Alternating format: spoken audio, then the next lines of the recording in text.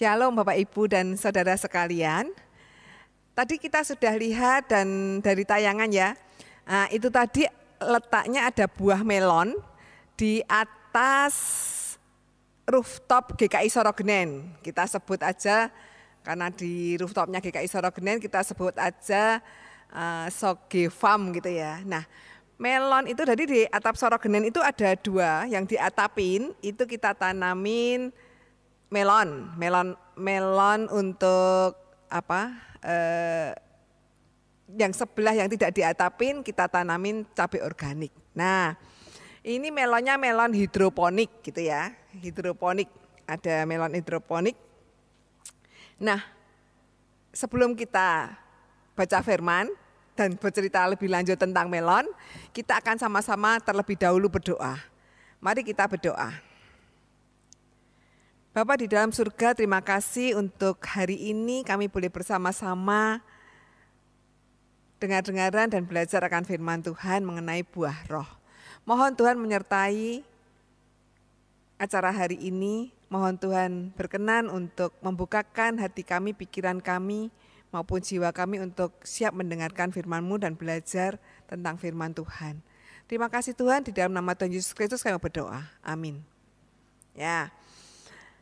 Berbicara tentang melon dan berbicara tentang firman. Firman yang akan kita baca pada hari ini adalah dari Galatia 2, Galatia 5 ayat 22 tentang buah roh. Pasti semua sudah hafal, semua sudah pernah membaca ini. Akan saya bacakan ya, Galatia 5 ayat 22. Tetapi buah roh ialah kasih, sukacita, damai sejahtera, kesabaran, kemurahan, kebaikan, kesetiaan, kelemah lembutan, penguasaan diri. Tidak ada hukum yang menentang tentang hal-hal itu. Jadi di sini di dalam Galatia 5 ayat 22 dinyatakan apa? Tetapi buah roh, bukan buah-buah roh. Artinya apa? Karena buah roh hanya satu buah. Kalau buah-buah berarti ada banyak buah.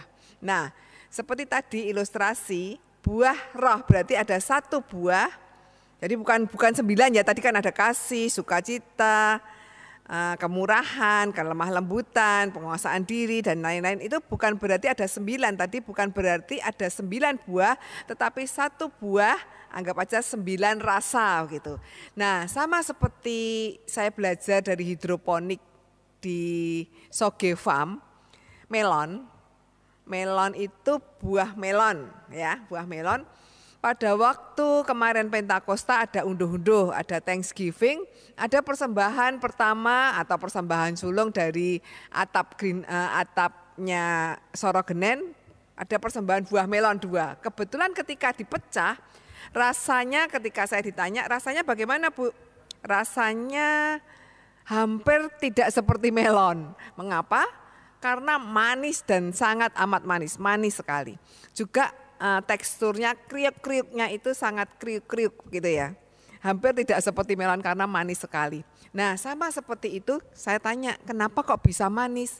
Ternyata Bapak Ibu dan Saudara, dengan hidroponik itu kan ada nutrisi. Nutrisinya kita sebut nutrisi AB begitu. Nah, komposisi nutrisi itu bisa membuat buah itu diatur mau manis, mau besar, mau seperti apa, itu sebenarnya bisa diatur dari nutrisinya.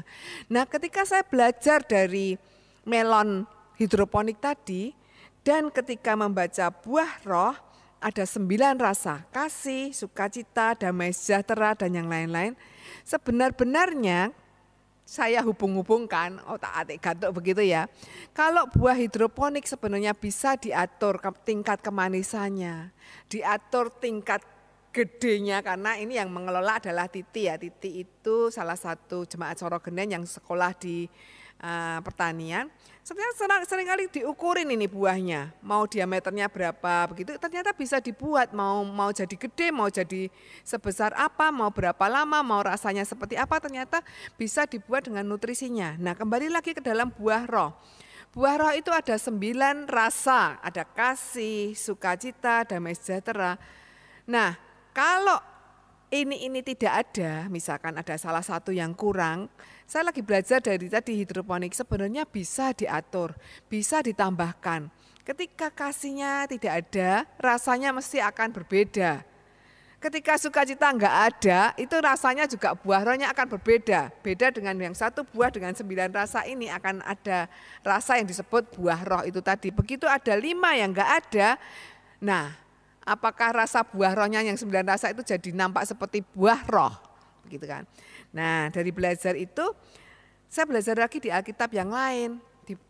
Di tempat ayat yang lain, ternyata kasih itu juga perlu dipelajari.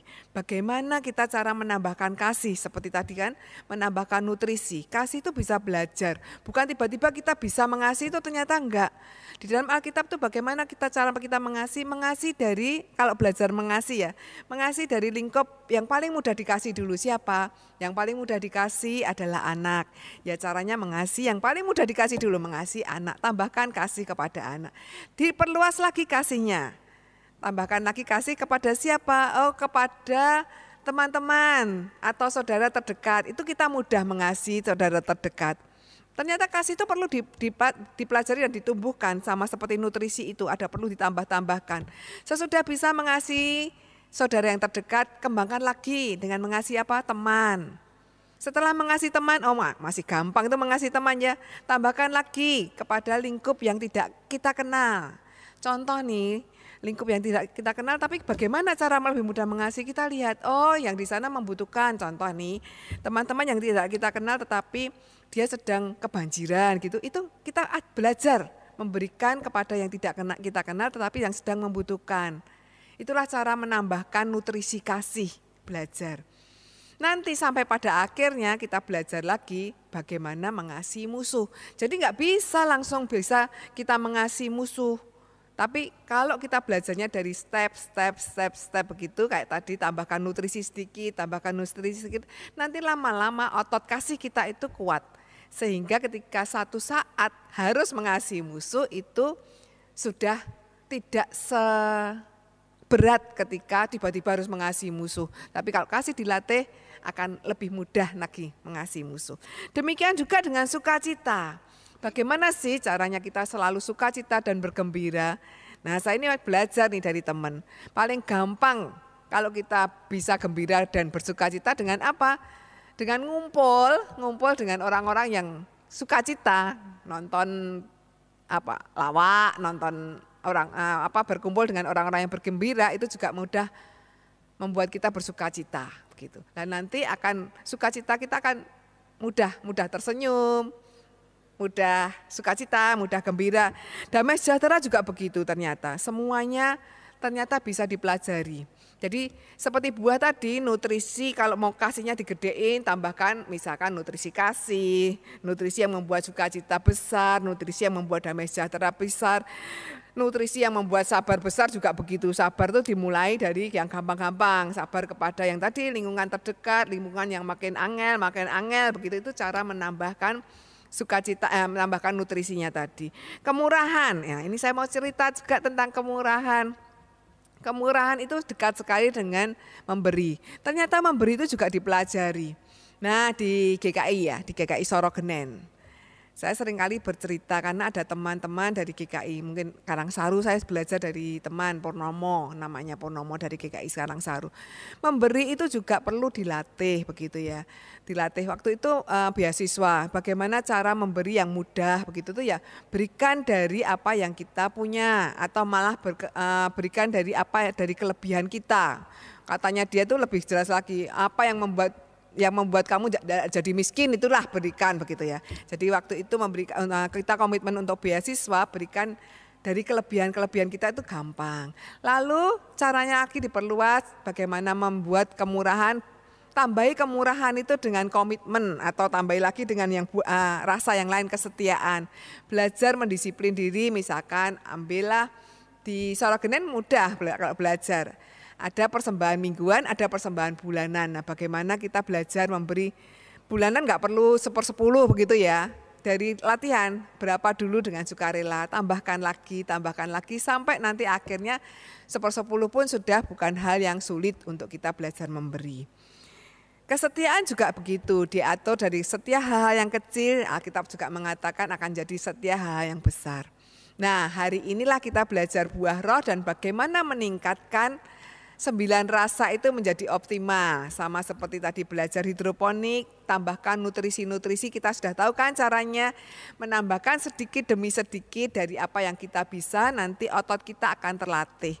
Sehingga buah roh kita nanti akan jadi lengkap. Ada 9 rasa, mulai dari kasih, sukacita, damai sejahtera, lalu apalagi kesabaran, kemurahan, kebaikan, kesetiaan, kelemah lembutan, termasuk penguasaan diri yang paling sulit. Penguasaan diri itu juga perlu dilatih. Kita lihat kan apa sih yang membuat kita sulit untuk menguasai diri, membuat kita jadi mudah di luar kendali. Contoh nih, ketika saya digoblok-goblokin gitu membuat saya jadi marah, jadi di luar kendali. Nah, itulah cara bagaimana kalau digoblok-goblokin tidak di luar kendali. Cari cara-cara sendiri karena masing-masing orang berbeda, titik emosinya berbeda. Nah, hari ini kita belajar tentang buah roh dengan 9 rasa. Hari ini kita juga mau penerapan. Coba sehari ini kita mau tambahkan nutrisi apa? Ketika kita mau menambahkan nutrisi penguasaan diri, minta pimpinan Roh Kudus supaya di hari ini kita bisa belajar penguasaan diri. Besok kita belajar kelemah lembutan, besoknya lagi kita belajar yang lain. Bisa setiap hari kita belajarkan itu sehingga buah kita menjadi punya 9 rasa. Buah roh ada di dalam kita. Sulit, sebenarnya tidak terlalu sulit karena di dalam Alkitab ayat 25 dikatakan, jikalau kita hidup oleh roh, baiklah kita juga hidup dipimpin roh. Kalau kita berkeinginan untuk mempunyai atau kita berbuah dengan 9 rasa seperti buah roh itu, pasti kalau kita minta kepada Roh Kudus, kita akan dipimpin Roh Kudus untuk bisa memiliki 9 rasa buah roh tadi. Selamat mencoba menambahkan nutrisi, rasa-rasa di dalam buah roh kita. Amin. Kita akan bersama-sama berdoa, sekaligus kita berdoa syafaat nanti untuk saudara-saudara kita yang sakit. Kita akan bersama-sama berdoa. Mari kita berdoa. Bapa di dalam surga, terima kasih kalau hari ini kami boleh belajar tentang buah roh. Juga kami boleh belajar tentang bagaimana ketika memelihara hidroponik maupun organik. Ternyata di Alkitab juga hampir sama. Tuhan, hari ini kami belajar tentang buah roh dengan 9 rasa. Banyak hal dari 9 itu yang kami tidak punyai. Atau bahkan ketika punya pun sangat minim. Mohon Roh Kudus menolong kami untuk boleh menambahkan sedikit demi sedikit dan akhirnya Tuhan kami boleh memiliki 9 rasa dengan optimal. Tolonglah kami Tuhan menerapkannya. Hari ini kami ingin belajar untuk lebih mengasihi, hari ini kami ingin belajar tentang bagaimana penguasaan diri, mohon Roh Kudus pimpin setiap kami. Kami juga mau berdoa Tuhan untuk saudara-saudara kami yang sudah sepuh dan lemah tubuh. Mohon Tuhan menolong dan memberi kekuatan kepada mereka.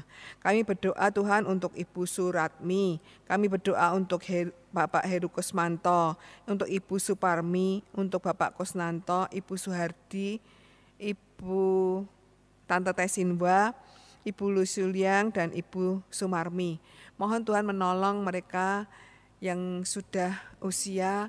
Beri kekuatan kepada mereka Tuhan dan beri damai sejahtera sehingga mereka boleh dikuatkan ketika merasakan kelemahan tubuh. Terima kasih Tuhan untuk hari ini. Biarlah Allah menolong kami dan memimpin kami di dalam hidup kami hari ini. Terima kasih Tuhan Yesus, semuanya kami naikkan di dalam nama-Mu. Amin.